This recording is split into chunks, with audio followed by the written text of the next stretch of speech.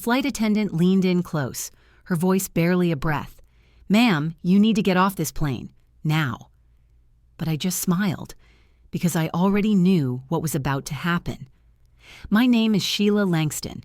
I'm 47 years old, born and raised in Montgomery, Alabama. And this is the story of how I learned that silence can be louder than revenge. The flight was from Birmingham to Atlanta, barely a 50-minute hop, but to me it felt like the slow turning of a key that had been rusted in place for a year. The air in the cabin smelled like recycled coffee and perfume, too sweet, like someone trying too hard.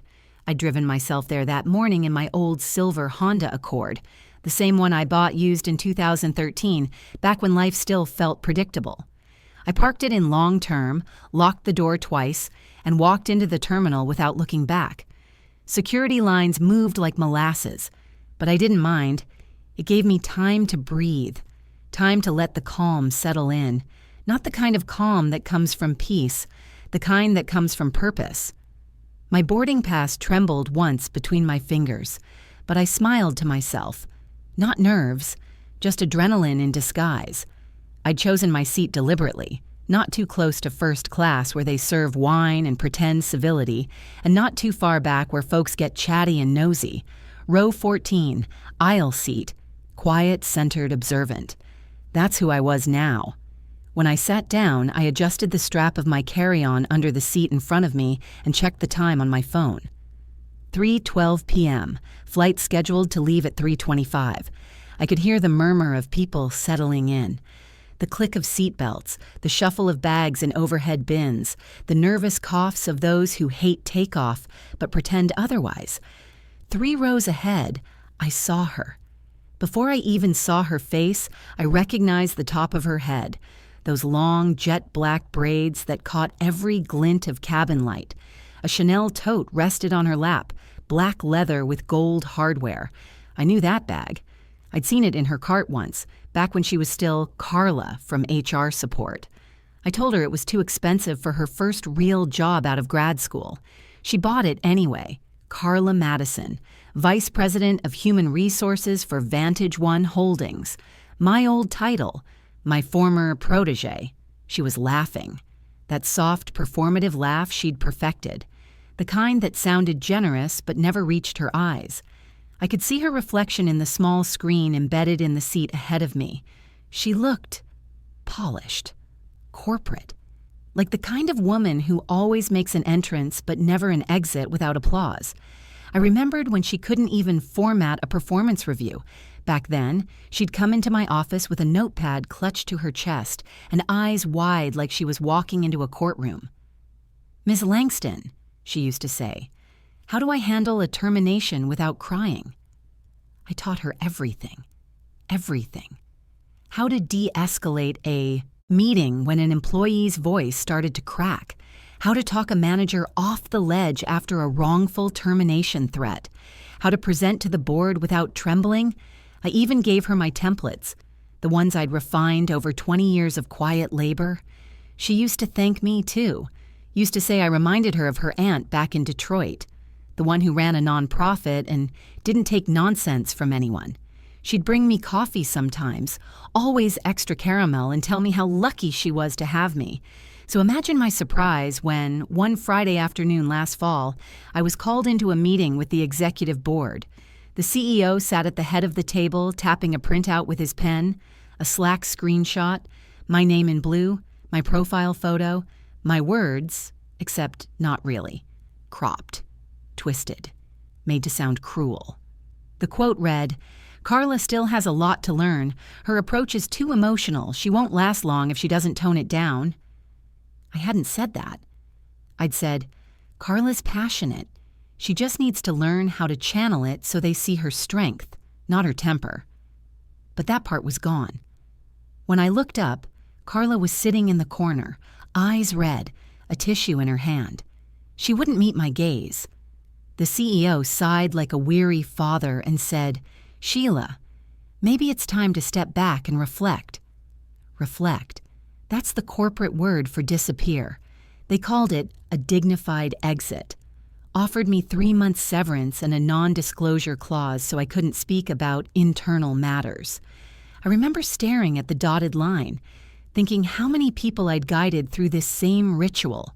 I signed it. Because dignity, once weaponized, becomes its own silence. That Sunday, I cleaned out my office. Alone. The lights buzzed above me, that cold, fluorescent hum of corporate death. Even the janitor avoided my eyes.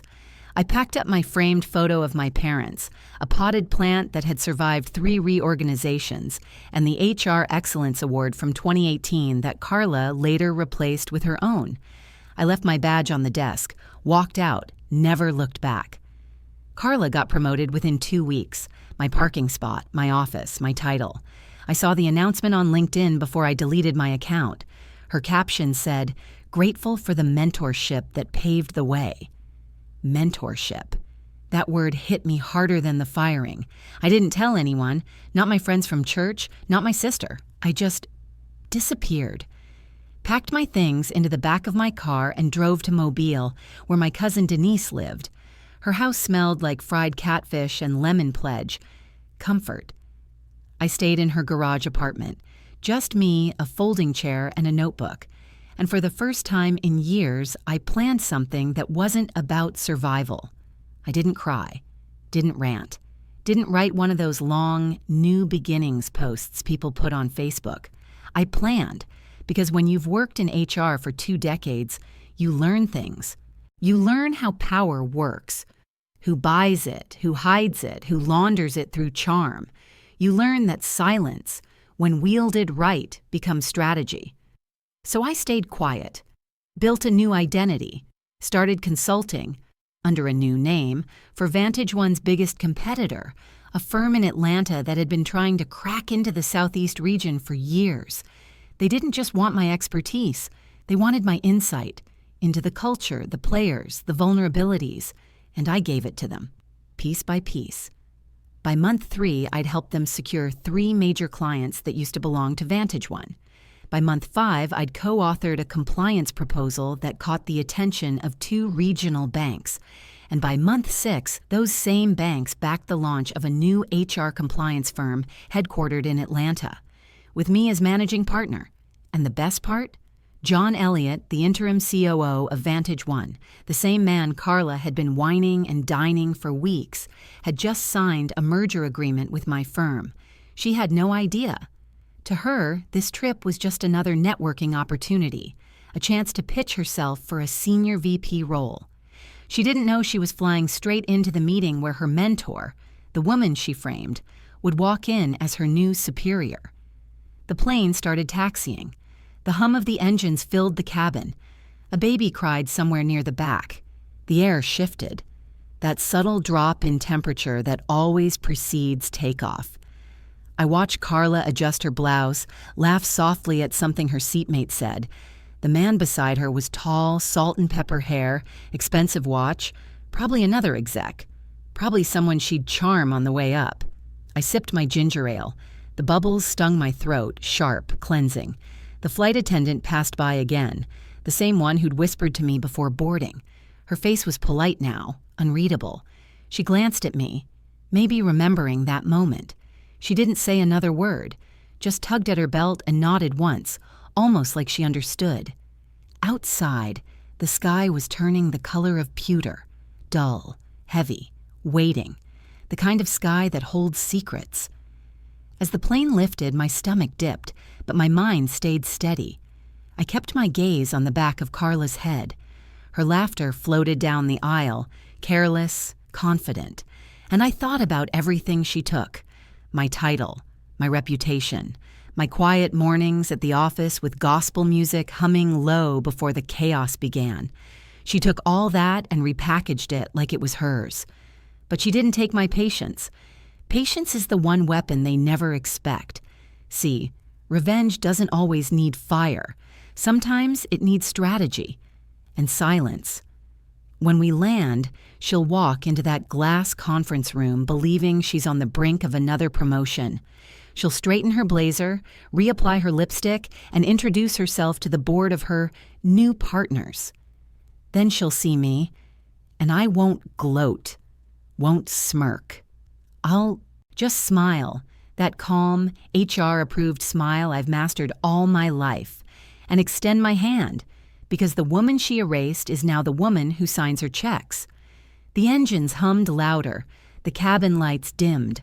I leaned back in my seat, hands folded, eyes closed, and whispered a single line under my breath. Something my mama used to say when people mistook kindness for weakness. God don't sleep. The thing about flying is, there's nowhere to run when the truth hits altitude. The moment the seatbelt sign dinged off and the cabin shifted into that soft hum of mid-air quiet, I knew the game had begun. The air had that sterile, metallic tang, a mix of coffee, recycled air, and old ambition, the kind that sticks to the back of your throat. The man beside Carla leaned over with that smug executive tilt, laughing low like he was already sold on her pitch. She smiled like she owned the sky. I didn't look at them, not directly. I watched the reflection in the window, the faint silhouette of her leaning just a little too close, using that soft laugh that was half flirt, half strategy. The same one she used in meetings when she was cornering a deal. I used to coach her through confidence. Project warmth, not desperation, I'd said. She'd taken the first half of that advice and weaponized it. Now she was performing power like it was theater, but she never learned how to hold it. I pulled out my notebook and pen, real paper, the kind that folds and ages. No iPad, no stylus, just blue ink that stains your fingers and the sound of paper against the tray table. Some habits die harder than trust. I flipped past the pages of sketches, merger budgets, staff notes, and paused on the one that had her name scrawled across the top. Carla D. Madison, VP of HR, Vantage One Holdings, age 35, salary $175,900 base, bonus eligible, no equity. That last line was circled in red, twice. It still makes me sick when I think about how I trained her, how I lifted her, how I gave her my blueprint for survival and watched her use it to build my exit. The first day she walked into Vantage One, she looked like nerves wrapped in ambition, palest heels, shaky hands, that new hire smile that says, "Please don't see through me." I remember how her voice trembled when she said, "Ms. Langston, I've never run a staff meeting before. What if I mess up?" I took a breath and smiled. "You will," I said. "That's how you learn. Just don't apologize for breathing while you do it." She'd nodded, eager, grateful. When I lent her my old navy blazer, she twirled in it like a child playing dress-up. "I feel like a boss," she'd said. "Then talk like one," I told her. "Speak with your chest, not your throat. They won't respect what they can't feel." And she did. For a while, she was a sponge. Stayed late, took notes, asked for feedback. She once called me her work mom, said I was the reason she believed she could survive corporate America. But somewhere between admiration and opportunity, something shifted. She started dressing sharper, louder, strategically, began quoting leadership books she'd barely read, interrupted me in meetings with "actually" and "just to add context." At first, I brushed it off, thought it was confidence blooming. Then she started sending follow-up emails after my presentations, polished, carefully worded recaps that clarified my points. Her tone was professional, but the subtext was clear. I can do what Sheila does, but cleaner. That was when I knew. The day that Slack message surfaced, I didn't need to see the metadata to know who sent it. It had her fingerprints all over it. The phrasing, the timing, the weaponized vulnerability, all too familiar. It was evaluation season. I was up for a retention bonus. She was under review for mishandling an employee grievance that could have gone to court. HR politics are chess with human faces. One wrong move, and you're a headline in a compliance newsletter. So she made her move first. She framed me. Took fragments of our mentorship chat, reshaped them into a betrayal narrative, and cried at just the right moment in front of the board. The hurt young woman of color held down by the veteran mentor story. Irresistible. Corporate America loves a redemption story, especially one that makes them feel progressive while quietly aging out someone who's been around too long. They didn't even have to say too old. They just smiled and said realignment. They called me into the conference room on a Friday. A single folder sat on the table. White, crisp, quiet. Inside, a settlement letter. 3 months' pay, confidentiality clause, no email trail. Let's keep this dignified, they said. Dignified. I'd used that word myself hundreds of times over the years. Now it tasted like metal in my mouth. They didn't want a hearing, didn't want documentation. What they wanted was distance, the kind of clean break that keeps investors happy. So I smiled, nodded, took the folder and walked out like a woman walking through fire without flinching. People whispered afterward. Sheila's taking time off. She's burnt out. She's moving to Florida. Rumors have a way of giving people comfort. It keeps them from confronting the truth that the same blade might be waiting for them too. Even Carla texted me 2 months later. Hope you're enjoying early retirement, Ms. Langston. You deserve peace, peace. That was the word she chose. I didn't reply. Instead, I was in Mobile, Alabama, sleeping in my cousin Denise's guest room beside a washer that shook the whole wall every rinse cycle. The air smelled like Tide detergent and pot roast, the kind of comfort that doesn't ask questions. At night, I sat on the floor with my laptop and that same notebook. No distractions. Just silence, paper, and strategy. I didn't spiral. Didn't tweet. Didn't post a vague, new beginnings message with a sunrise emoji. I studied. I called my old contacts, folks I'd mentored who'd moved on to better companies. I attended HR webinars under a fake name. I took notes on mergers, compliance shifts, new DEI regulations. Every call, every email, every check-in became data. And then I remembered John Elliott, interim COO of Vantage One, the man Carla was now trying to charm her way into favor with. I'd met him 4 years earlier at a diversity conference in Charlotte. He'd complimented my keynote, said I had presence and precision. He remembered me, so I reached out. We met for coffee at a quiet cafe in Atlanta. I wore gray, neutral, sharp, forgettable to everyone but him. He talked about company instability, culture erosion, how they'd lost direction. I listened, took mental notes. Then I slid a folder across the table, a 3-page proposal for workforce realignment and executive audit consulting. He read it twice, called me that night. Coffee became consulting. Consulting became quarterly retainers. Retainers became a partnership. He trusted me. And Carla? She became background noise in our conversations. He said she was energetic but inconsistent. A good front, not much depth. I just smiled. She's still learning, I said, because sometimes mercy is its own revenge. The moment he said he was tired of playing politics, I knew the door was open. That's when I made my move. Langston Group, LLC, registered in Fulton County, Georgia. Certified, trademarked, structured. My name clean on paper, even if the ink underneath told a different story. Workforce strategy, executive leadership audits, post-merger integration, DEI restructuring. And the staff? Every single one of them were women I'd known. Women who'd been quietly pushed out, just like me. We called ourselves the Reclaimed. Within 6 months, John had signed an MOU with Langston Group for a full merger with his department.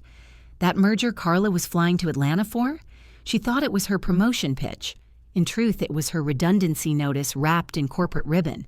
She was flying into her own displacement. The captain's voice crackled through the intercom. Ladies and gentlemen, we're cruising at 32,000 feet. Smooth ride ahead. We should land right on schedule in Atlanta. I smiled at the timing. God's sense of humor is never subtle. I reached into my purse and brushed my fingers over the manila envelope. The paper felt warm from the cabin heat. Inside was the printed offer letter. Official, notarized, time-stamped, effective upon landing.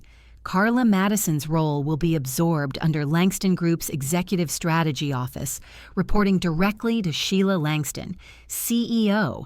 No confusion, no gray area, just ink and fact. The same weapon she used against me, documentation, was about to become my final act of grace. I zipped. My purse closed and leaned back. The hum of the engines deepened, steady and low. My reflection flickered faintly in the window, layered over the clouds. Part woman, part storm. Carla's laughter carried down the aisle again, bright, unaware. She had no idea she was sitting 30,000 feet above her own fall, balanced between heaven and consequence. And me? I just breathed. Because sometimes silence isn't surrender. Sometimes it's the sound before thunder. Somewhere over Macon, Georgia, the cabin dipped just slightly, enough to make the seatbelt lights blink back on and remind everyone we were still at the mercy of gravity. The plane shuddered, just once, that soft drop that makes your stomach shift before the air evens out. A few passengers gasped. The man across the aisle made the sign of the cross. But me? I didn't move. I'd been through worse turbulence than this. In the air, and in life.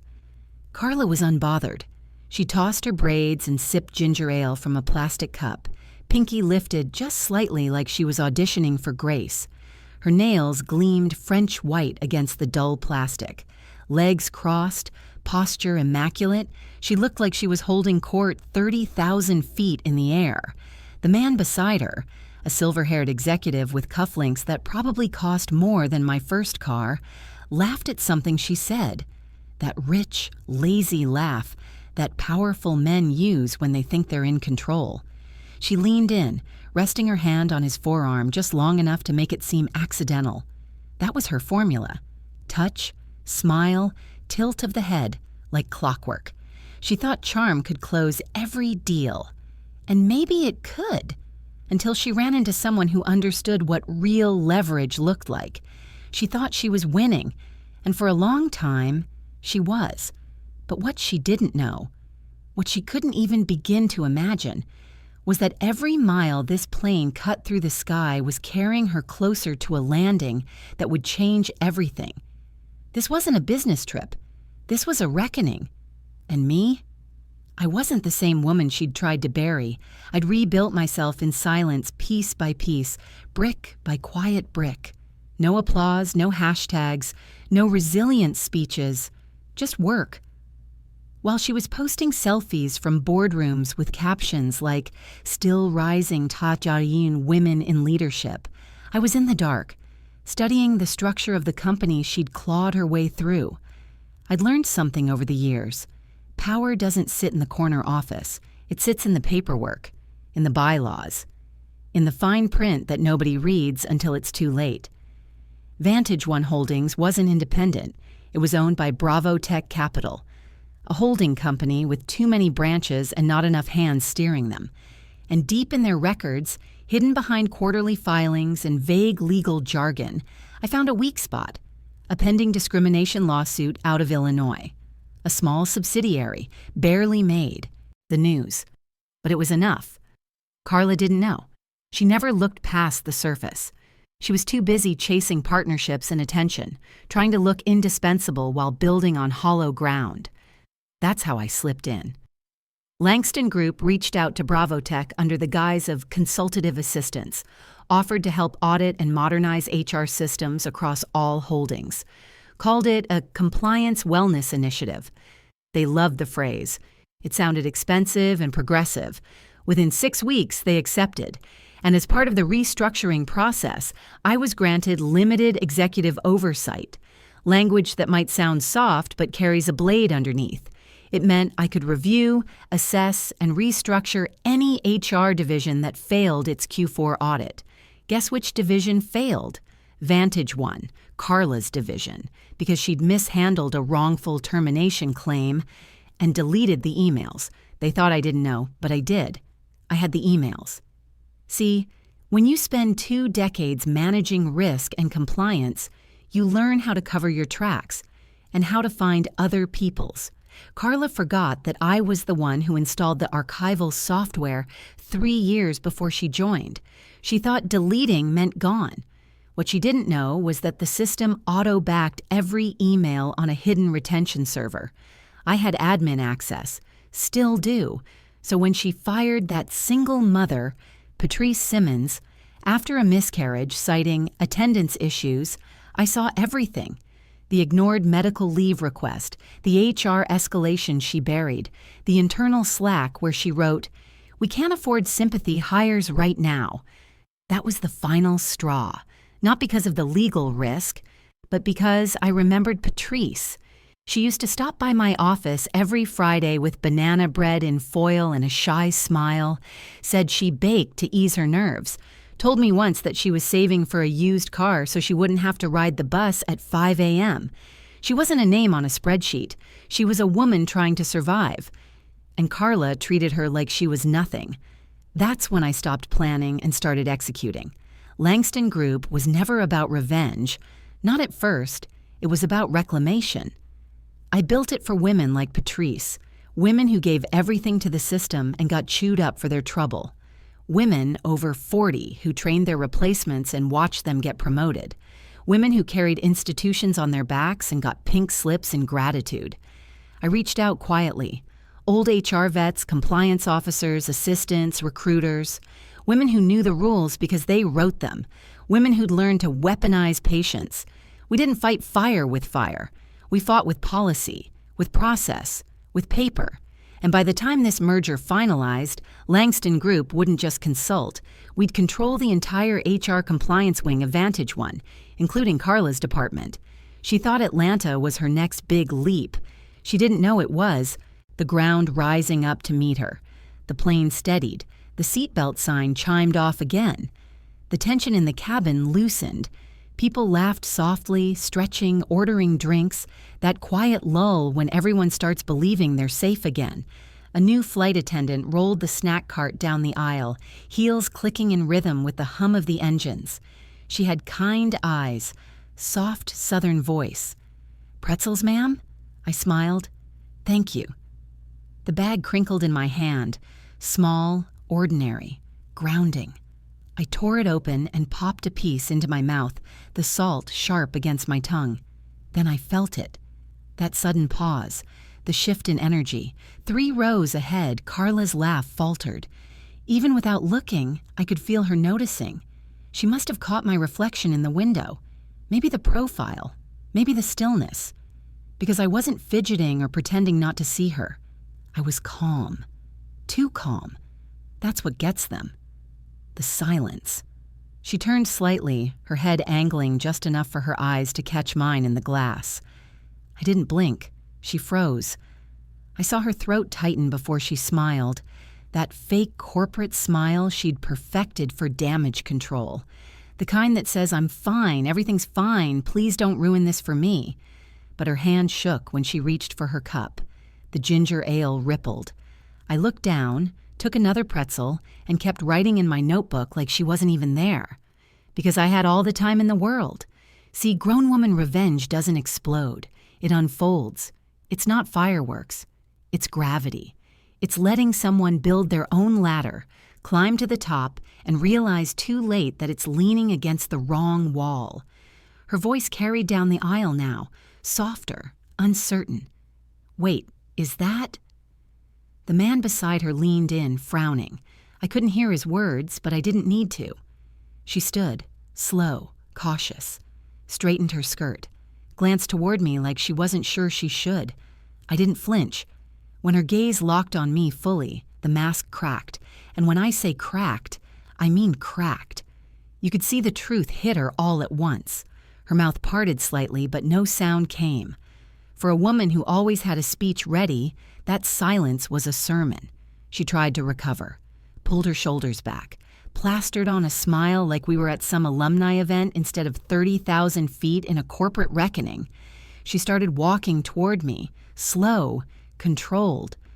But her steps wobbled with each bump of turbulence. I reached into my purse and pulled out a single sheet of paper, placed it flat on my tray table. The manila envelope stayed sealed. That was for later. But this was hers.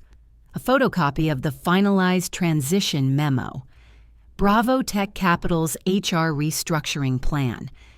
In clean black print, effective immediately, oversight of Vantage One's HR division will transition to Langston Group, LLC, under the executive direction of Sheila Langston. Her name wasn't anywhere on it. Mine was. She stopped 2 rows away, blinking, processing. I raised an eyebrow, the same way I used to when she'd forget to include legal counsel on a termination call. Her lips parted. Miss Langston? Before she could say more, the pilot's voice broke through the cabin. Ladies and gentlemen, we're beginning our descent into Hartsfield-Jackson Atlanta International. Please return to your seats and fasten your seatbelts. The timing was divine. Carla's body jerked slightly like the sound startled her back into reality. She glanced at the man beside her fake ally, and nodded, sitting back down too quickly. No laughter now, no charm, just silence. She didn't look back, didn't touch his arm again. I folded the memo, slipped it back into my purse, and rested my hands in my lap. Outside, the clouds thinned, revealing the sprawl of Atlanta. Red clay rooftops, looping highways, the glint of sunlight over the Chattahoochee. The city looked alive, waiting. I pressed my palm to the cool window. The hum of the engines grew lower, heavier, and under my breath, I whispered to no one in particular, maybe to God, maybe to every woman who'd ever had to rebuild from ashes. Let's land this. We hit the tarmac like thunder. The whole plane shuddered, a deep, bone-level vibration that rolled through the cabin before the wheels screamed against the runway. It was the kind of landing that jolts everyone back into reality, the kind that reminds you how fragile metal and air really are. Outside, the runway lights streaked past in long gold lines through the oval windows. The sky was low and bruised with evening, that gray-purple shade Atlanta always wears just before sunset. The aircraft slowed, tires thudding against the seams of the tarmac, and then that soft, satisfied glide, the one that says, "We made it," but not everybody's walking away the same. From my seat in row 22, I could feel the entire cabin exhale, that collective relief that follows turbulence and tension. But mine wasn't relief. Mine was arrival. Carla wasn't laughing anymore. She sat rigid, her braids pushed back behind one shoulder, hands clenched too tight on her lap. Her lipstick had faded, and that easy confidence she wore like perfume had evaporated somewhere over Macon. The man beside her, taupe suit, tired eyes, had his arms crossed now, his body angled away. Their flight-long flirtation had burned out mid-air. All that was left between them was silence. Heavy, pressurized, undeniable. I could almost hear her thinking, the shuffle of panic in her head, the math she was doing, trying to rearrange a story that could no longer be rewritten. She didn't know how to land this, but I did. I'd been preparing for months. The cabin lights flicked on, that sterile white that kills every illusion. The flight attendants smiled their rehearsed smiles and made the usual announcements. Connections, gates, baggage claim. Their voices sounded far away, like background noise in someone else's movie. None of it mattered. Everyone else on this plane was flying commercial. I was flying purpose. The wheels rolled to a stop and the tension broke like a fever. Passengers sprang up too fast, bumping shoulders, grabbing luggage from overhead bins. Phones came alive in 1,000 tiny flashes. Seatbelts clicked open in rapid sequence. That frantic impatience to move, escape, arrive. I didn't move. I sat still, hands folded, breathing even, watching. Carla's back was tight, her shoulders rigid. She moved like someone who'd forgotten how to be seen. She turned slightly. A small glance over her shoulder, trying to spot me without drawing attention. I waited. I let the moment stretch, quiet and deliberate. The kind of silence that makes people reveal who they are. She stood, finally, tugging her tote bag from under the seat. The Chanel leather caught the overhead light. Too polished, too new. Her fingers trembled as she looped the straps over her wrist. The man beside her didn't offer to help, didn't speak, didn't even look her way. The alliance was over. The performance canceled mid-act. I rose when the aisle moved, stepping into the slow shuffle of bodies and luggage and voices, the rhythm of landing, everyone half polite, half desperate. And then she turned. For a split second, the noise fell away. There we were, eye to eye. No glass walls, no polished table between us, no HR hierarchy to hide behind. Just two women, standing in the same narrow aisle, breathing the same recycled air. But we both knew. We weren't on the same level anymore. Her face flickered through three expressions: surprise, guilt, calculation. Then came the smile. That same brittle, PR-ready smile she'd used the day she took my office. "Miss Langston," she started, her voice low, uncertain. But I didn't let her finish. I reached into my purse, slow and steady, and pulled out the manila envelope. The same one that had been sitting there since takeoff, heavy with purpose. I held it out to her. My hand didn't shake. My voice didn't rise. "This is for you," I said, calm as a quiet Sunday. "I suggest you read it before the 9 a.m. meeting." She blinked, eyes darting from the envelope to my face. "Wait, what meeting? What is this?" "You'll see." That's all I gave her. No speech, no warning, just truth, gift wrapped in paper and sealed with consequence. She took it, hesitating like it might burn her fingers. Her perfectly manicured nails tapped the edge of the envelope. I stepped forward, one smooth motion, and moved past her, didn't look back, didn't smirk, didn't explain, because real power doesn't announce itself. It doesn't demand attention. Real power whispers. It signs. It reshapes entire rooms without raising a single voice. The line moved, and I moved with it, my heels clicking against the jet bridge, floor, the air shifting from recycled cool to warm, living oxygen. At the end of the bridge, John Elliott was waiting, gray suit, navy tie, gold-framed glasses, calm, collected. The kind of man who doesn't need to ask if things went according to plan. He just knows. He gave me that small nod. The kind men give women they've underestimated once and won't again, not out of fear, out of respect. "She saw the memo?" he asked, voice low. I nodded. "Just now." A slow smile spread across his face. "You ready?" I looked past him, through the window where Atlanta's skyline glowed under the fading light. Been ready. We started walking, not hurried, not grand, just steady. The rhythm of purpose. The terminal around us buzzed with the ordinary chaos of arrivals, children crying, wheels dragging, announcements echoing overhead, but it all faded behind the hum in my chest. Langston Group wasn't just a company anymore. It was a movement, a quiet one, built from the ashes of every woman who'd been told to step back and reflect. By tomorrow morning, our name would echo through every HR boardroom from Atlanta to Austin. Compliance firms would call, recruiters would whisper, investors would watch. And Carla? Carla would walk into that 9 a.m. meeting with her laptop open and her talking points rehearsed, ready to pitch a shiny new DEI initiative she thought would cement her power. But the screen waiting for her wouldn't show her slides. It would show the restructuring proposal, the reorganization plan, the official transfer of authority. At the bottom, under Positions Impacted, she'd find her own name. No italics, no explanation, just clean legal text, the kind of ending that doesn't need punctuation.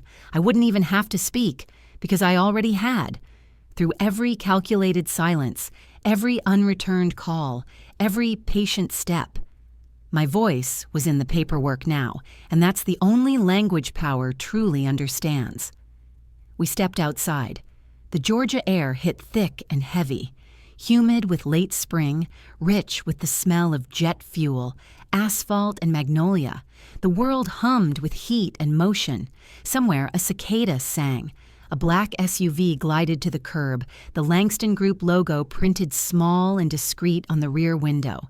My driver, young, professional, black gloves on the wheel, stepped out and opened the door. I slid in.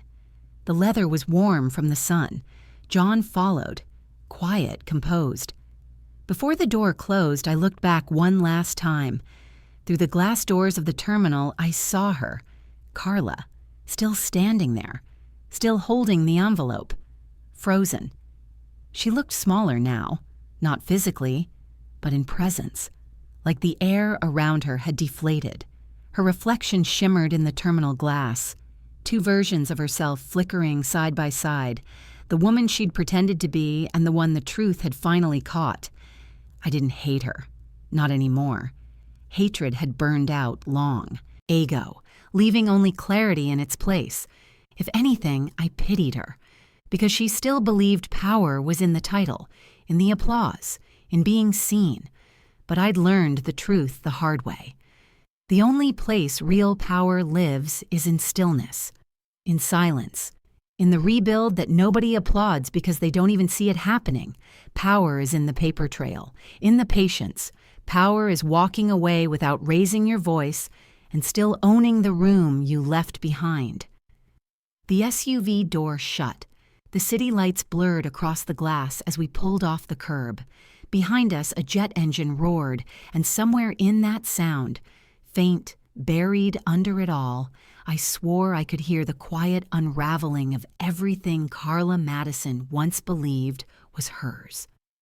The first morning after the meeting, I didn't set an alarm, didn't check my email, didn't scroll through LinkedIn, half dreading, half curious, waiting for gossip to bubble up like old oil. No. I brewed my coffee slow, watched the last drip fall into the pot before I poured. The smell filled the condo, dark roast lemon zest from the tree on the balcony, and something new, something like peace. Peace smells like citrus and dark roast on a Wednesday. Outside, the city was waking up. Horns in the distance, a siren 3 blocks away, the clatter of a delivery truck backing into a loading dock. Atlanta hums differently when you finally feel at home in it. I leaned back in my chair and let my mind drift to yesterday.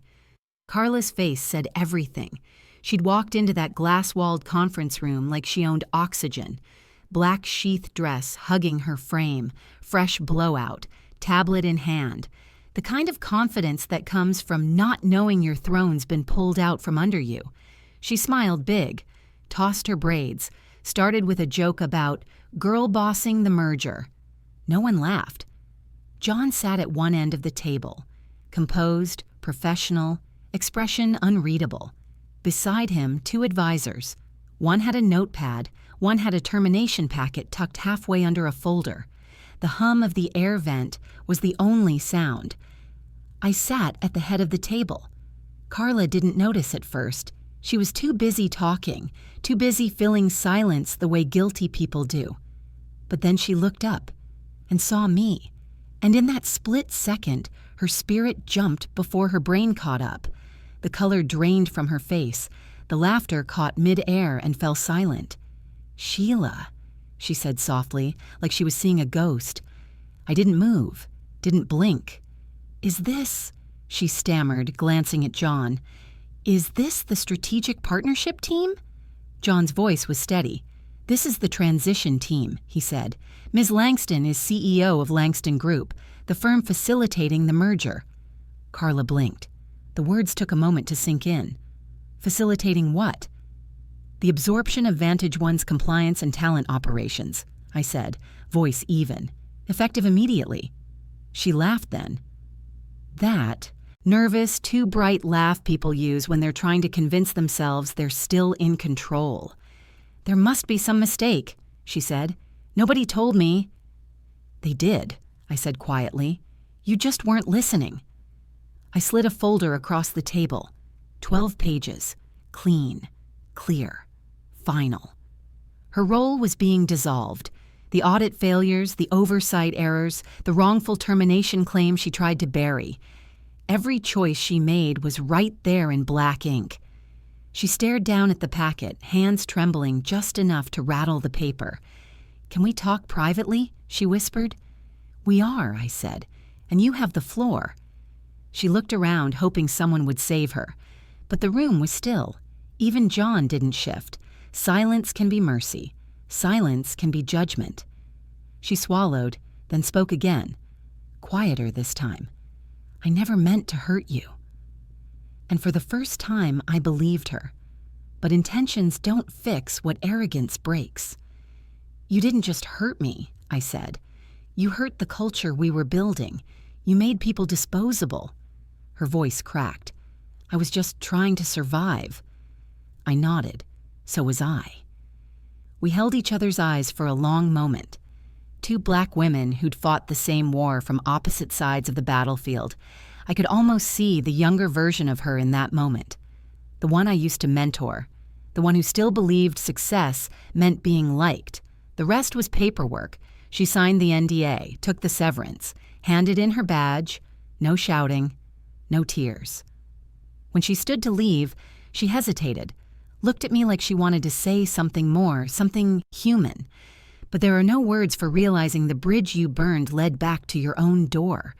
She walked out without turning around. And I didn't smile, because this wasn't revenge. It was repair. It was setting the house back in order.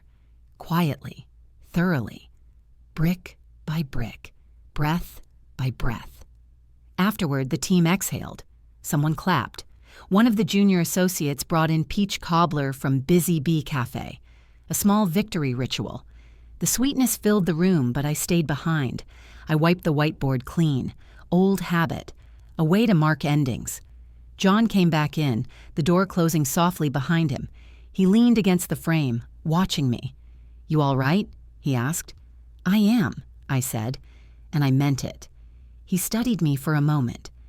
"I have to ask," he said. "Why didn't you fight harder when they pushed you out the first time?" I capped the marker and looked at the empty seats. The sunlight from the glass wall caught on the edge of the table. Bright, sharp, holy. "Because I needed them to believe I was finished," I said. "People don't guard doors they think you've walked away from." He laughed, low, surprised. "Remind me never to cross you." I smiled just a little. "You wouldn't survive it." That was 3 weeks ago. Since then, I've restructured. 6 departments promoted 3 women who'd been overlooked for years and reopened the company's maternity wellness initiative that Carla had cut. And Patrice, the temp she fired after her miscarriage, came back. When I handed her the offer letter, she stared at it like it might disappear. "Ms. Langston," she said, her voice trembling, "you saved me." I shook my head. "No, baby," I told her. "You saved yourself. I just held the door open." She cried. I didn't. Because after all this time, the tears had already done their work. Every woman who'd ever been written off, everyone who stayed late cleaning up someone else's mess, everyone who trained the person that replaced her. They were all standing with me now, even if they didn't know it. They built this with me, and I built it for them. This morning, as the sun lifted over the skyline, I watched its reflection spread across the windows of buildings I used to walk past like they were forbidden. Now, my name sits on their contracts. My company holds their policies. My mother used to say, "God don't sleep, baby. He just moves quiet." So do I. I don't need applause. I don't need validation. Silence has become my language. Power doesn't shout. It doesn't need to. It just signs the checks and keeps the receipts. I didn't drag Carla online, didn't leak the emails or tell the story for sympathy. I just let the truth breathe. Let the silence do the talking. And when the time came to walk back through those doors, I did so without anger, without bitterness, only grace. Because when you finally learn who you are, you don't have to prove it. You just show up, take your seat, and let your presence do what your words never could. I took one last sip of coffee, set the mug down beside the lemon tree, and smiled. For the first time in years, I felt light. Not victorious, not vengeful, just whole. Because revenge fades, but peace echoes. If this story struck a chord, hit like, subscribe, and tell me what you think in the comments.